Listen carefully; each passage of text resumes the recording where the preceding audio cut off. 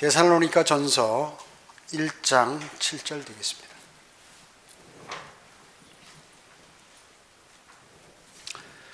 이 데살로니가 교회는 사도 바울과 그 동역자들의 믿음을 본받아서 아주 신실한 그리스도인임을 이제 바울은 1장에서 이렇게 칭송했습니다. 그리고 주님께 감사를 드렸다고 이렇게 말씀하고 있습니다. 7절입니다. 마게도니아와 아카야에서 모든 믿는 자들에게 본이 되었느니라. 누가 본이 되었다고요? 데살로니가 교회 성도들, 형제자매들이 데살로니가는 마게도니아의 그 중심 도시죠. 그리고 아카야는 이제 그 남쪽인데 전부 유럽, 그리스에 해당하는 그러한 나라들입니다. 그래서 곳곳에 데살로니가 교회 성도들의 믿음이 이렇게 본이 되었다 하는 것입니다.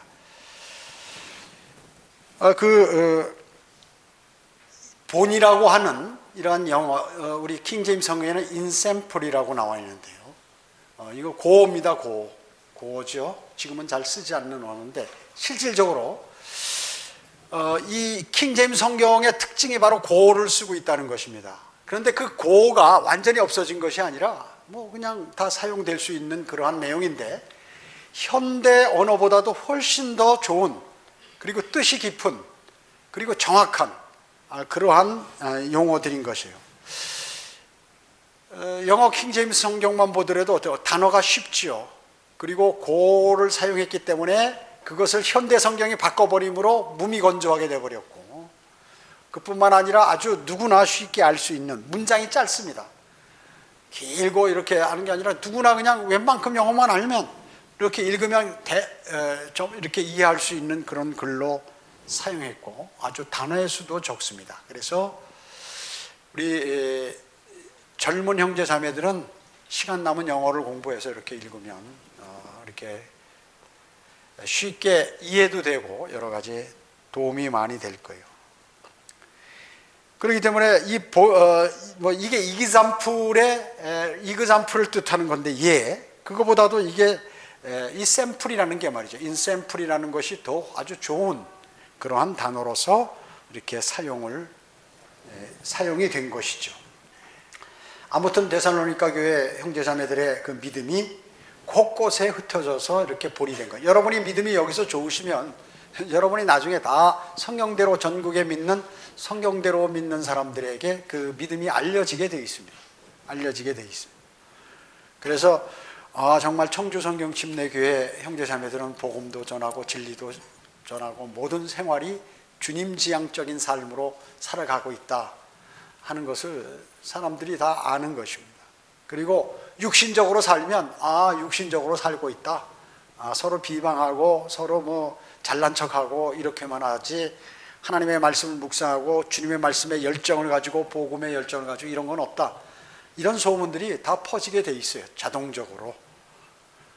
그런데 데살로니가 교회는 아주 신실한 그리스도인들로 이렇게 모두가 믿음을 가지고 주님을 사랑하는 그러한 사람들입니다. 8절에 이는 주의 말씀이 너희로부터 마게도니아와 아카야에서뿐만 아니라 하나님을 향하는 너희의 믿음이 퍼져 있는 모든 곳에도 전해졌으므로 우리는 아무것도 말할 필요가 없게 되었습니다.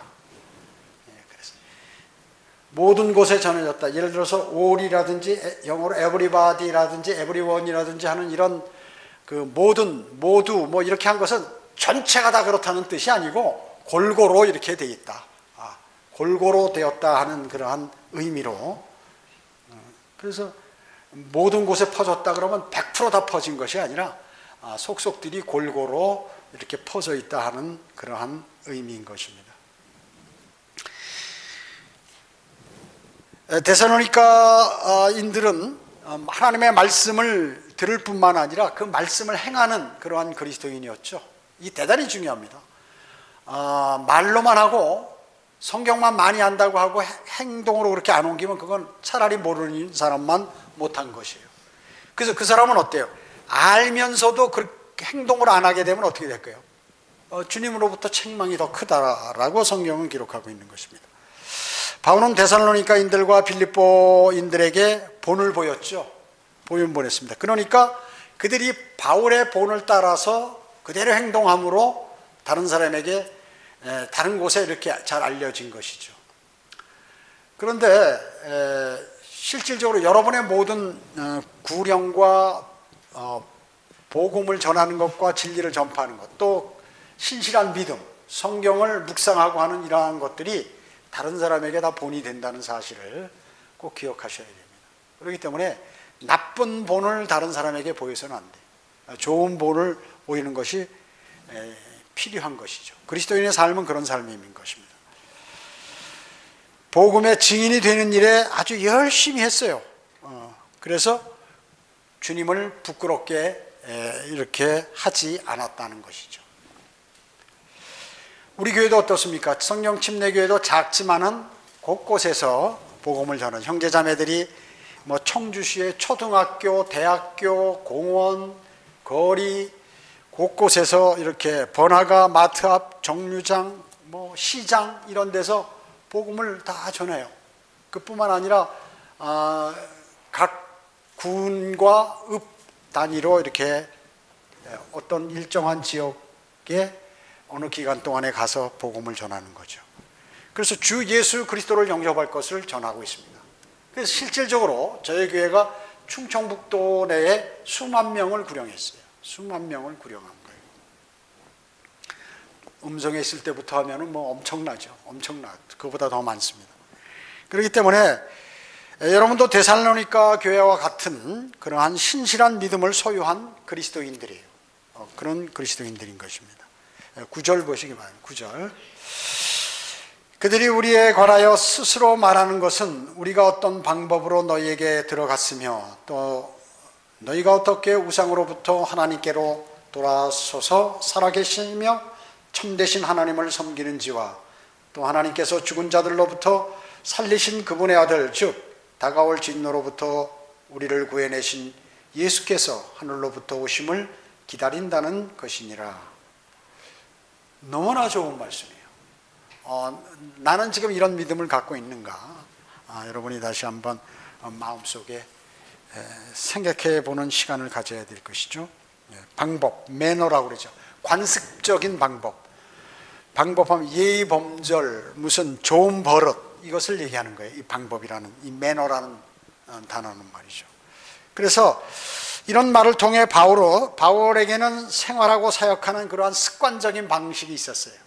여러 가지 힘들고 하지만 복음을 전하고 마귀의 공격이 끊임없이 있고 그뿐만 아니라 동족들도 공격하고 심지어 그 복음을 전한 그 교회의 성도들이 말이죠 바울을 공격하고 이런 일이 있었지만 그의 습관적인 방식은 꾸준히 한 번도 꺾이지 않고 주님을 담대하게 증거하는 그러한 삶을 살았어요. 습관적으로 아주 열심히 열정적으로 복음과 진리를 전파함으로 데살로니가 교회 그 회심자들이 바울의 이런 방식을 배웠던 거예요.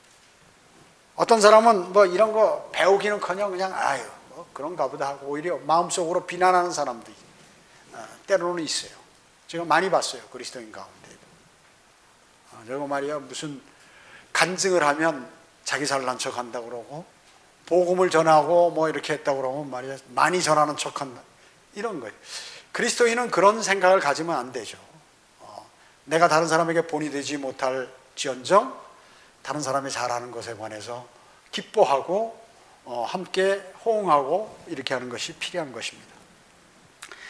바울의 생활 방식은 어떻냐? 구원받은 사람이든지 구원받지 않은 사람이든지 또 자기 친구나 대적이거나 관계없이 주님을 무조건 전하는 거예요. 무조건 전하는 거예요. 그들에게 뭐 친한 사람이고 그리스도인에겐 잘하고 또 세상에 나가서는 잘못하고 이런 것이 아니라 똑같이 하나님의 말씀에 관해서 지속적으로 그렇게 헬라인이나 야만에게나 이방인에게나 뭐 전부 똑같이 하나님의 말씀과 계획들을 그대로 전파한 것이에요. 듣든 안 듣든 관계없이 그렇게 한 것입니다. 바울은 그로 인해서 아시아에서 많은 고난을 받았죠. 실로 많은 그래서 그는 극심한 압박으로 인해 가지고 견딜 힘을 잃었다고 그랬어요. 고린도 후서 1장 8절에 보면 도저히 견딜 힘을 잃어서 생애, 심지어 삶의 절망에까지 이뤘다. 더 이상 살고 싶지 않다, 죽고 싶다는 생각까지 들었다는 거예요. 너무 힘들어가지고. 그는 육신의 지혜가 아닌 하나님의 지혜로 그렇게 했던 것이죠. 그리고 항상 예나 아니오가 아니라 그에게는 늘 예만 있었어요. 하나님께서 이것을 하라 하면 그냥 바로 몸이 아프다 아니면 뭐하다 이렇게 핑계 잡는 게 아니라 그대로 알겠습니다. 진리는 예만 있지 아니오가 없다. 꼭 그런 마음으로 모든 삶을 그렇게 살았다는 것이죠. 그래서 그에게 복음의 문이 열리게 되었고 그런 것을 알 수 있죠. 그래서 하나님의 영으로 육신의 마음판에 그런 하나님의 말씀들을 새겼어요. 그리고 자신도 다른 성도들에게 그렇게 마음판에 새기라고 이렇게 그것을 매일 강조를 하고 그렇게 했었죠. 그리고 수치스러운 일을 버리고 그리고 교활하지 않게 이렇게 했었고 오직 진리를 나타내므로 이렇게 살았다 하는 것입니다. 진리를 나타내므로. 고난당해도 괴로워하지 않았어요. 고난당한다, 나 무척 고난받아, 아이고 나 힘들어 이러지 않았어요. 항상 담대하고 열정이 있고 기쁘고 감사하고 이렇게 생활했다 그 얘기죠. 그리고 당혹스러운 일을 당해도 절망하지 않았어요. 사람은 인생을 살다 보면 절망에 처할 그런 일들이 많이 일어나게 됩니다. 여러분 어떻습니까? 자신의 삶에 앞으로 나는 좋은 일만 있을 것이다 이렇게 생각하는 사람 어리석은 사람이에요. 인생이라는 것은 어느 날 갑자기 뜻하지 않게 내 상상을 초월할 정도로 주변에 일이 발생하게 되는데 그런 일을 당한다고 믿음이 팍 꺼져가지고 막 정신없이 물에 빠져서 막 허우적대는 사람처럼 이러지 않았다. 바울은 당혹하지 않았다는 거죠. 아무리 시련이 오고 어려움이 와도 할 일을 그대로 했다는 거예요. 당혹하고 거기에 빠져들지 않았다 하는 것이죠. 여러분이 집에 돌아가시면 고린도 전후서 11장을 보면 그가 어느 정도 처절하게 고통받았나 하는 것이 거기다 기록이 되었습니다. 그래도 맨날 하나님께 기도드릴 때 하나님 난 너무 고생합니다, 난 너무 괴로워요 이러지 않았다는 거죠. 이러지 않았다는 것이죠. 오히려 그걸 기쁘게 받아들이고 고난을 그리고 당혹하지도 않고 거기에 말려들지도 않고 그렇게 살았다는 것이에요. 데살로니가인들의 복음 전파를 들은 그러한 유럽 사람들, 이제 그 데살로니가인들이 복음을 전할 줄 아는 거예요. 그래가지고 유럽 사람들한테 마게도니아 아카야까지 가서 막 복음을 전하게 되는 거죠. 이 사람들이요. 그러니까 그들이 바울을 통하여 받은 그 복음을 그대로 나가서 전하고 했기 때문에 데살로니가인들이 어떻다 하는 것을 다른 지역에 있는 사람들이 바울에게 이렇게 말해주는 것이에요. 그러니까 바울이 그 얘기를 듣고 너무 기쁜 거야. 너무 기쁜 거예요. 그래가지고 하나님께 그렇게 감사를 드렸다는 거 아닙니까? 감사를. 여기 아까 우리가 3절에 등장했던 것들이 90절에 다시 등장하죠. 믿음의 행위. 이건 그들이 우상으로부터 하나님께 돌이킨 것. 자, 데살로니가 지역은 어떤 지역입니까? 그리스 신화로 꽉 찬 그러한 동네 아닙니까? 완전히 우상으로 가득 차고 철학을 많이 알면 유식한 사람으로 인정받는 형이상학, 그리고 아주 대단히 많이 아는 사람으로 알려져 있기 때문에 이 그리스도 바울이 전한 복음이나 이런 건 아주 하찮게 여겼는데 그들은 그런 것들을 그 우상으로부터 과감하게 다 던져버리고 주님께 돌아왔던 그 믿음의 행위, 결단, 이게 대단한 것이죠. 이런 결단이 말이죠, 아무나 하는 게 아닙니다. 지금 현재 어떻습니까? 제도권 교회 다니는 사람들이나 세상 사람들이나 결단을 못해요. 결단을 못해요. 야, 믿음 뭐 그거면 어떻고 이거면 어떻게, 밥이 나오냐 빵이 나오냐 떡이 나오냐 하면서 그냥 되는 대로 살면서 이것만도 충분한데 하면서 하는 거예요. 제일 나쁜 습성이거든요, 그거. 여러분이 일을 하실 때도 마찬가지예요. 직장에서 일을 하실 때, 자기 삶에 일을 하실 때 안 되면 나쁜 거는 과감하게 던져버리는 게 필요해요. 그거 못하는 사람들이 여러 가지 어려운 삶을 많이 사는 것이죠.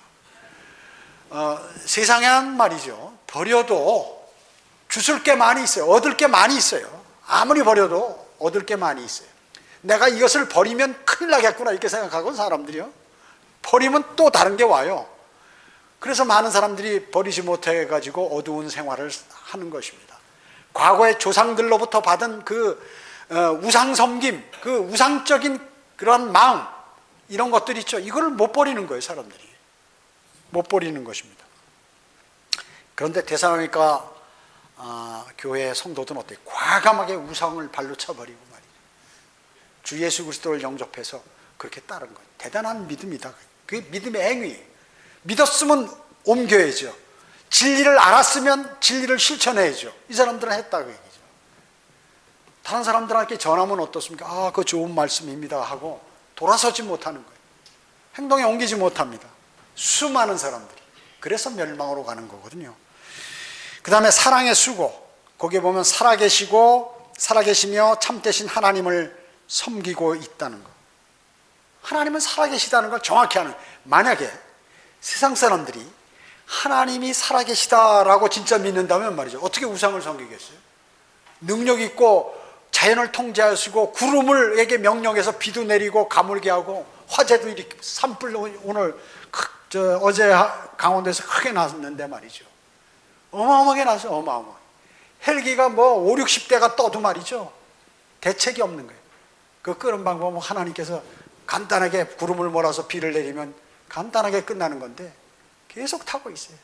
인간은 열심히 나무 심고 고생하고 해가지고 인간이 다 망쳐놓는 거예요. 또 그런 일들을 벌이는 것이죠. 하나님은 간단히 문제를 해결하는데 인간은 말이죠, 과학이 발달돼서 온갖 걸 해서 다 하더라도 하질 못하고 그냥 속수무책으로 말이죠, 지진이 나면 그냥 무너져 내리잖아요. 몇 초만 흔들어도.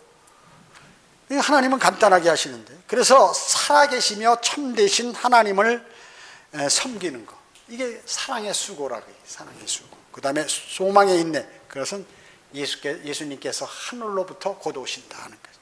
그 오시는 그분을 기다리고 있는 그 믿음, 이런 것이에요. 그래서 하나님의 말씀과 일맥상통하는 그러한 삶을 살고 있다, 이 사람들은. 이걸 우리가 본받아야 돼. 이걸 본받아야 돼. 10절에 보면 그분의 아들 즉 다가올 진노로부터 우리를 구해내신 예수께서 하늘로부터 오시는 것을 기다린다는 것이라 하는 것입니다. 자, 하늘로부터 오신다는 것은 빌립보서 3장 20절에도 나와 있죠.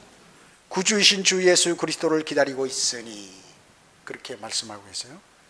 또 디도서 2장 13절에도 우리 주 예수 그리스도의 영광스러운 나타나심을 기다리고 있으니. 자, 왜 이럴까요? 성경을 공부하는 게 바로 이런 거죠. 한 구절 있으면 다른 데 또 이와 같은 구절이 나와 있는가 하는 것이에요. 그래서 한 문장이 말하는 것이 무엇인지 우리가 이해하려고 하면은 여기에 부정적인 것을 먼저 알아야 돼요. 부정적인 것. 즉 뭐냐면은 우리가 성경을 공부할 때, 러커만 목사님이 그렇게 말씀하셨어요. 성경을 공부할 때 세 가지 방법이 있다. 하나는 뭐냐면 부합되지 않는 것들과 대조하는 거예요. 우리가 성경이 있으면 이런 내용이 있는데 개역 성경에는 뭘로 돼 있지? 이렇게 보면 다른 성경에는 이렇게 기록되어 있는데 우리가 배웠던 거나 철학서에는 어떻게 그렇게 뭐라고 얘기하지? 이렇게 비교해 보면 그거보다는 이 말씀이 맞구나. 이렇게 이 말씀과 반대되는 것을 비교해서 이렇게 보면은 더 선명하게 진리를 알 수 있다는 것이에요. 두 번째는 뭐냐면 이제 이게 좋은 것인 줄 알았으니까 이제 부합하고 일치하는 것을 공부하라 하는 것이죠. 말하자면 오늘 10절에 보면 주님의 재림이 있으면 빌립보서 3장 20절에도 이런 게 또 다른 데서도 강조하고 있는가? 그러면 거기에는 뭐라고 말씀하시나? 비슷한 패턴인데 그것을 읽음으로 진리가 더 선명해지고, 그러면 디도서 2장 13절에도 그렇게 말씀, 우리 주 예수 그리스도의 영광스러운 나타나심, 주님이 나타나실 때 영광스럽구나, 이런 것들을 공부하면 성경을 더 깊숙이 또 폭넓게 이렇게 하나님의 말씀으로 알 수 있다는 것입니다. 그 다음에 이제 세 번째는 뭐냐면 이것을 반복해서 본다. 사람은 말이죠, 이 머리가 나빠요. 사람은 하나님의 인간 볼 때 얼마나 머리가 나쁘다고 생각하시겠어요. 그렇기 때문에 한 번 들으면 잊어버려요. 여러분이 설교를 듣는지 공부를 하시면 90% 이상은 다 잊어버리는 거예요. 그게 정상이야. 그리고 세월이 오래 지나면 더 잊어버리는 거예요. 그래서 남는 건 1%도 채 안 돼. 그래서 배운 것 중에서 10%만 알면 그 사람은 많이 아는 사람이거든요. 그렇기 때문에 반복이 필요한 것이죠. 그걸 반복해서 암송하고 암기하고 반복 훈련을 해야 그것이 내 것이 되는 것이에요. 여러분이 성경을 잘 아는 방법은, 나는 한 번 읽고 성경을 공부했으니까 데살로니가전서 내가 옛날에 성경 공부했던 거야. 그리고 무시해버리면 어떻게 되나요? 성경을 알지 못하는 거예요. 반복해서 들어야 돼. 그리고 반복해서, 그러면 이제 그것이 진리가 되는 거예요. 이것이 성경을 공부하는 거예요. 어떻게? 첫째는 반대되는 것과 비교해서 공부하고, 두 번째는 유사한 것을 찾아서 성경 내에서 공부하고, 그렇게 진리를 찾았다면 그것을 반복해서 공부하는 거다. 그리고 마음에 새긴다. 이렇게 되면 성경을 많이 알게 되는 것이에요. 성경을 많이 알게 되는 것입니다. 그러나 이렇게 하나님께서 나누신 것을 그러나 합쳐서는 안 된다 하는 것입니다. 성경에 보면 하나님은 사실 나누시는 분이에요. 신명기 32장 8절에 보면 민족들을 그의 유업대로 나누셨다고 그랬고, 아담의 아들들을 분리시켰다고 하셨고, 또 이스라엘 자손의 수에 따라서 그 백성들의 경계를 정하셨다. 그러니까 백성들이 그 지파별로 어디 살 것을 다 정확하게 이렇게 정하셨다는 것이에요. 그래서 하나님은 원래 나누시는 분이에요. 그래서 신명기 4장 19절에 하늘의 모든 군상들은 하나님께서 온 하늘 아래 모든 민족들에게 나누신 것이라. 즉 지금 별들이 있죠. 여기 어마어마하게 많죠. 별들.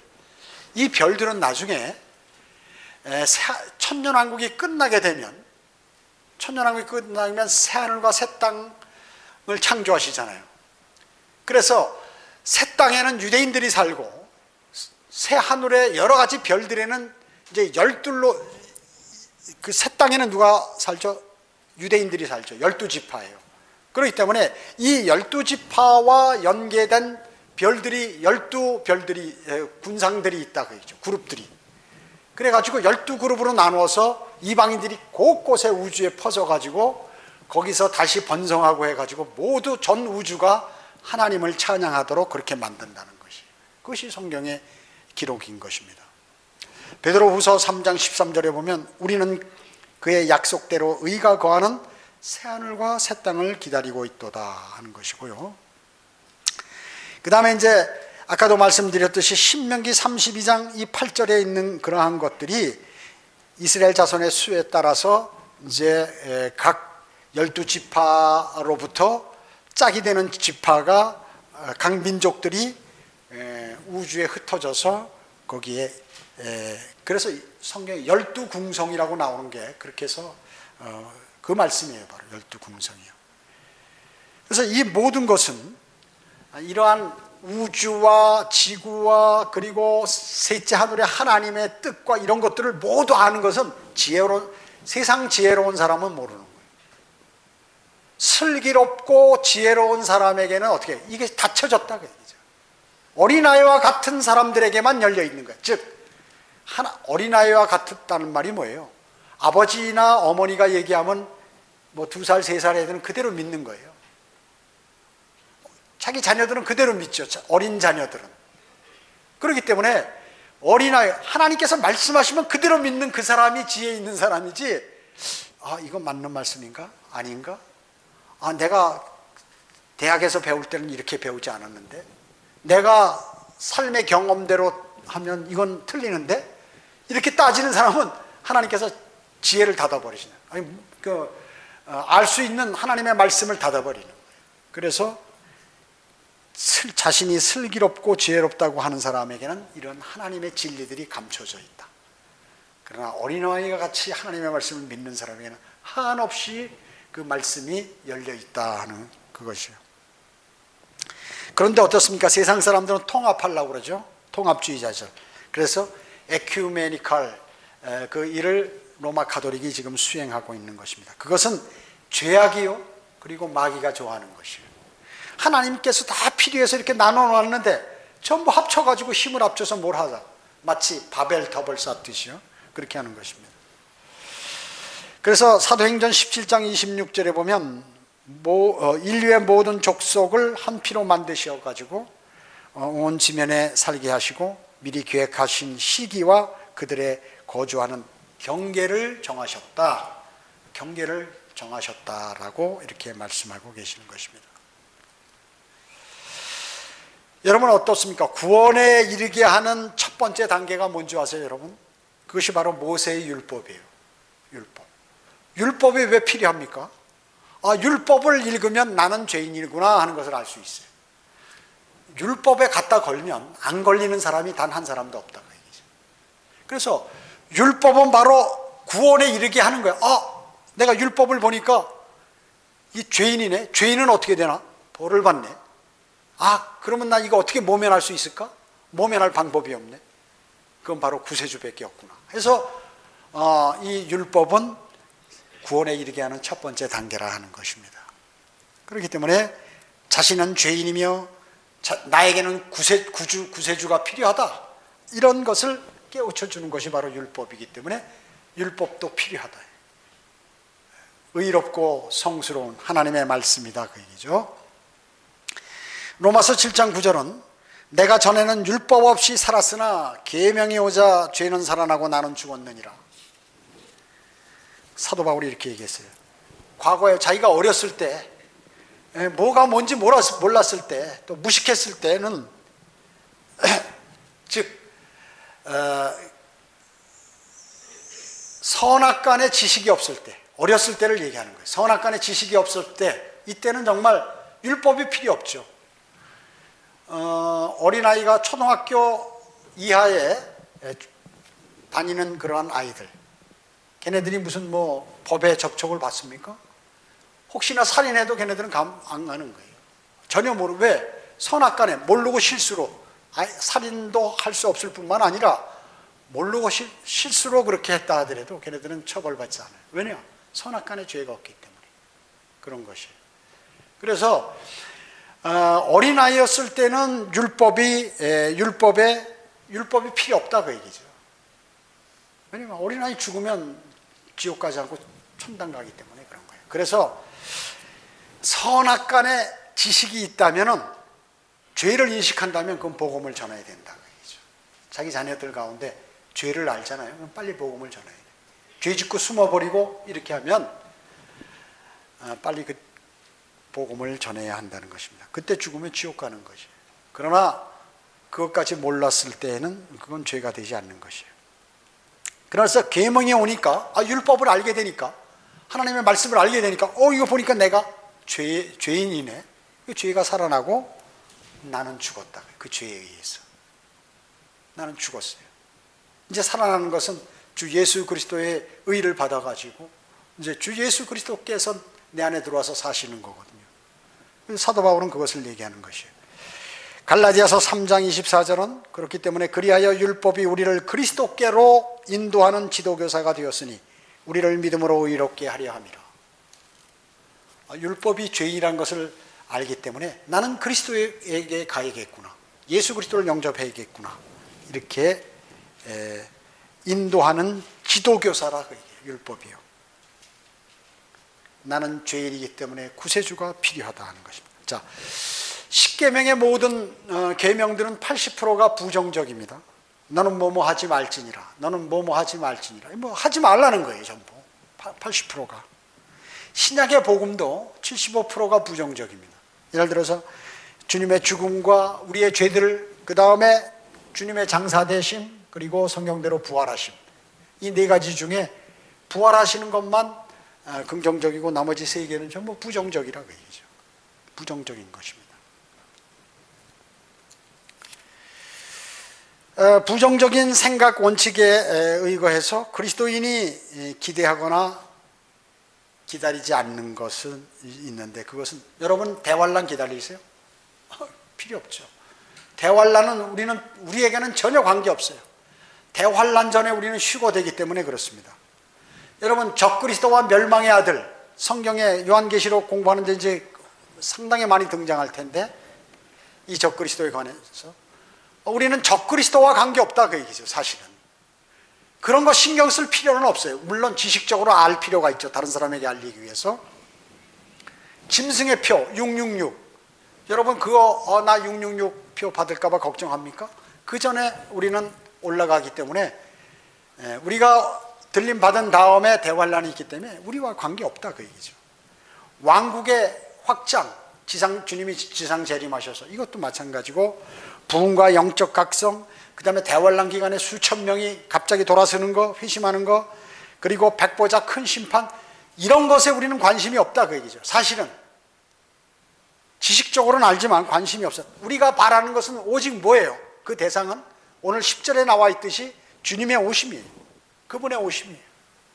우리가 뭐 대환란을 기다린다든지 무슨 뭐 왕국이 어떻게 되는 걸 이런 것이 아니라 주님을 기다리면 나머지 것은 그대로 다 진행되고 된다는 것이죠. 그래서 가장 중요한 것이요, 주님의 재림을 고대한다는 것이요, 가장 중요한 것입니다. 그런데 그리스도인 가운데에도 이것을 주님의 재림을 고대하는 사람이 10%도 안 된다고 로크만 목사님 말씀하죠. 10%도 안 돼. 실제 그래요. 실제.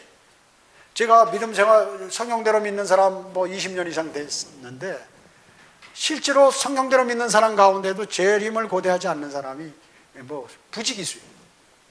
거의 다요, 거의 다. 재림을 고대, 주님이 다시 오심을 고대하는 사람은 극소수라고 얘기죠. 여기 6절에 보면 환난 가운데에서 그 말씀을 받아들여 우리와 주를 따르는 자들이 되었으므로, 주를 따르는 자들, 이 개역성경에는 말이죠, 주를 본받는 자들이라고 나와요. 주를 본받는 자들, 주님을 모방하는 자들, 말하자면 그런 의미예요. 우리는 어떻게? 주님이 가신 길을 따라가는 자예요. 그래서 고린도전서 11장 1절에도 보면 내가 그리스도를 따르는 것처럼 너희는 나를 따르는 자가 되라, 이렇게 말씀하셨는데, 개역성경에는 내가 그리스도를 본받는 자 같이 너희도 나를 본받는 자가 되라, 본받으라고만 이렇게 돼 있다, 따르라고 돼 있지 않고 이렇게 변개시켰어요. 전혀 틀린 내용입니다. 그 외에도 뭐 한국어 성경도 많이 변개됐지만 영어 성경도 많이 변개되어 있어요. 이렇게요. 그래서 현재 라오디케아 교회 시대에도 많은 성경들을 변개시키고 있다 하는 것입니다. 2장 보시겠습니다. 1절부터 4절까지요. 형제들아, 우리가 너희에게 들어간 것이 헛되지 않음을 너희 자신들이 알고 있노라. 너희가 아는 바와 같이 우리가 이전에 빌립보에서 고난을 받고 모욕을 당하였으나 우리 하나님 안에서 담대하게 많은 투쟁을 하며 하나님의 복음을 너희에게 전하였노라. 우리의 권면은 기만이나 부정이나 교활함으로 말미암지 않았고 오히려 하나님의 승인을 받아 복음을 위탁받은 대로 전하였노니 이는 사람들을 기쁘게 하려 함이 아니며 우리의 마음을 시험하시는 하나님만을 기쁘시게 하려 함이니라. 어떻습니까? 사도 바울이 전한 건 형식적으로 무슨 어떤 남 보기 위해서 뭐 기만하고 무슨 뭐 어떻게 해서 사람 많이 끌어모으고 헌금 많이 모으나 해서 머리 써가지고 하는 그런 것도 아니고 하나님만을 기쁘시게 하는 그 뜻만을 그대로 전했다고 얘기죠. 그것을. 그래서 바울과 그를 따르는 동료들, 그 사람들이 어떻게 자기들에게 전했다 하는 것을 너희도 알지 않느냐? 데살로니가 교회. 그 말씀이죠. 그 방법이 있는데, 방법이란 어떤 방식으로 그가 사도 바울과 그 동료들이 복음을 전했는가 그들에게. 그것이에요. 하나님께서 부르신 설교자가 수행하는 신학적 사역이 마땅히 어떻게 되어야 되는가? 1절로부터 4절에서 그 말씀을 하는 거예요. 그 1절로부터 4절은. 그뿐만 아니라 여러분도 어떤 마음을 가지고 주님을 증거해야 되는가 하는 것을 얘기하고 있는 것입니다. 여기 2절에 보면 하나님의 복음을 너희에게 전하였노라. 쓸데없는 무슨 사형리를 전한다든지 무슨 십계명을 전한다든지 산상설교를 전한다든지 황금률을 이런 거를 전한 게 아니라 하나님의 복음을 전했다 그 얘기죠. 꼭 필요한 거, 생명을 얻어야 되니까 1차적으로. 그리고 4절에 보면 오직 하나님의 승인을 받아 복음을 위탁받은 대로 전했다. 인간의 방법을 가미시켜가지고 사도 바울을 따르게 만든다든지 자기 지시에 따르는 사람으로 이 이단들의 교주들 같이 그렇게 하지 않고 가짜 큰 교회 바른 진리를 설교하지 않는 그러한 목사들 같지 않고 바로 하나님의 승인을 받아 복음을 위탁받은 대로 그대로 전했다 그 얘기죠. 5절에 보면 여기에 아첨하는 말이에요. 어첨하는 말. 그런 것들을 사용하지 아첨하는 말이나 탐심의 구실로 하지 않았다 하는 것입니다. 바울은 어떻습니까? 말을 잘 못했어요. 지식은 좋았지만은 언변에 있어서는 서툴었지만 자신은 지식은 그렇지 않았다고 그래요. 또 그는 그 방식이 뭐냐면 사람을 기쁘게 하지 않았다 그 얘기죠. 하나님을 기쁘게. 또 다른 복음을 전하는 게 아니라 하나님의 은혜의 복음을 전했다 그 얘기죠. 은혜의 복음을. 지금 현대 교회의 목사들 같이 다른 복음을 전하는 게 아니라 하나님의 은혜의 복음을 전했다. 그리고 편파적으로 하지 않았고 정역적이고 가려운 귀를 긁어주는 그러한 설교를 하지 않았다 하는 것이죠. 그리고 하나님을 증거하는데 말과 지혜의 탁월함으로 하지 않았다. 자기가 말 잘하고 자기 지식이 대단하고 해서 그것을 자랑하기 위한 설교를 하지 않고 하나님 말씀을 가감없이 증거했다 하는 그것이죠. 그것이요. 그래서 바울은 정중한 말과 그럴듯한 언변으로 교회의 사람들을 미혹하는 그러한 거짓 사역자들과 같이 않고 바로 그렇게 하는 그리스도인들을 꾸짖고 이렇게 또 그런 거짓 사역자들을 따르지 말라고 그렇게 경고하기도 한 것입니다. 그래서 바울은 하나님의 말씀을 어떻게 해요? 거짓되이 다루지 않았다 하는 것이죠. 거짓되이. 자기의 목적을 위해서 하나님 말씀을 사용하지 않았다 그 얘기죠. 여러분 제도권 교회 큰 교회 목사는 그 수준에 맞는 사람들의 설교를 하고요. 작은 교회는 너무 운영이 힘들어. 그러니까 이거 어떻게 해서 사람들을 끌어모으려고 하는 그 방법으로 또 설교하고 이렇게 하는 것을 저는 많이 봐왔어요. 큰 교회 작은 교회 다니면서 많이 봐왔어요. 그렇기 때문에 실질적으로 사도 바울은 어떻게 해요? 거짓된 말씀을 다루지 않았다. 이 사람들은 뭐냐면 자기의 목적을 위해서 하나님 말씀을 갖다 붙여가지고 거짓되이 이렇게 다룬다 그 얘기죠. 그뿐만 아니라 말씀을 전할 때 담대하게 전했습니다. 담대하게 전했습니다. 그래서 사도행전 16장에 보면 바울과 실라와 함께 우리라는 것은 바로 그게요. 이렇게 다 전파했다는 것이죠. 전파한 것입니다. 우리는 이 거리 설교하고 구령하고 하는 거 참 감사해야 돼요. 캐나다 같은 데 가면 바로 감옥 가요. 거기 박형제 있는데 뭐 거리 설교도 못하고 구령도 못하잖아요. 전도지도 못 나눠줘요. 그러면 그냥 감옥 가는 거예요. 이제 미국도 그렇게 변하고 있죠. 조금씩. 우리나라도 꼭 조금 있으면 그렇게 될 거예요. 지금 거리 설교하고 뭐 경찰이 오고 그래서 그냥 뭐 그만 소리 줄이라는 동 아니면 다른 데 가서 하라는 동 이렇게 하는데 나중에는 법으로 이제 개정할 거예요. 제가 신학원 다닐 때에는 전철에서 거리 설교했어요. 전철에서 딱 서가지고 흔들흔들 대는데 서가지고 죄인들에게 회개하라고 그러고 막 예수 그리스도 영접하라고 그러고. 지금은 그렇게 하면 어떻게 해요? 지금 바로 그냥 그 승무원들이 와서 끌어내려요. 제가 신학원 다닐 때만 하더라도 했거든요. 그렇게. 그리고 옆에 좌석에 앉으면 전도지 나눠주고 말이 쫙 돌리고 옆에 사람에게 복음 전하고 말이죠. 이렇게 다 했어요. 지금은 그렇게 했다가는 바로 뭐 전철 안에서 뭐 판매하면 수행원들이 와서 잡아가죠. 내쫓습니다. 똑같아요. 그 사람 취급을 하는 거야. 복음 전하는 사람도. 그래서 지금은 성령대로 믿는 교회에서 전철에서 복음을 전하는 사람은 없어요. 못하게 하니까. 이제 거리에서도 아마 그런 일들이 곧 벌어질 거예요. 주님 오실 날 가까울수록 그렇게 된다는 거예요. 그 전에 많이 전하셔야 하는 것입니다. 기도드리겠습니다. 전지전능하시고 자비로우신 아버지 하나님 감사드립니다. 데살로니가 성도들은 사도 바울이 전해준 대로 믿음의 본을 받아 사도 바울은 예수 그리스도를 따랐고